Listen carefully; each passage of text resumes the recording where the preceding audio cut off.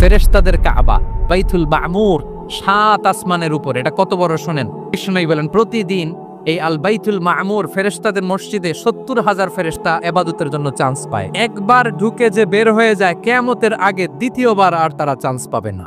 ওইটা শেষ। এরপরে সিদরাতুল মুনতাহা সীমান্ত বৃক্ষ, এটা আরো বড়। ফেরেশতাদের জ্ঞান সীমানা ওইখানেই শেষ।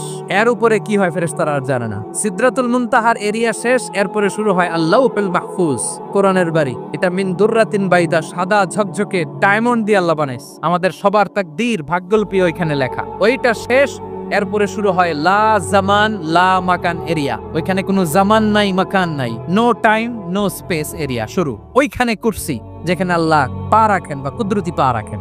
বড় রাজা বাদশারা সিংহাসনে বসে পা রাখে একটা টেবিলের উপর, শাহী টেবিল, ওইটার নাম কুরসি। আল্লাহ বলে ওয়াসিআ কুরসিয়ুহুস সামাওয়াত ওয়াল আরদ। আল্লাহর এই কুরসিটা এতক্ষণ যা বললাম এই সবগুলার চাইতেও বড়।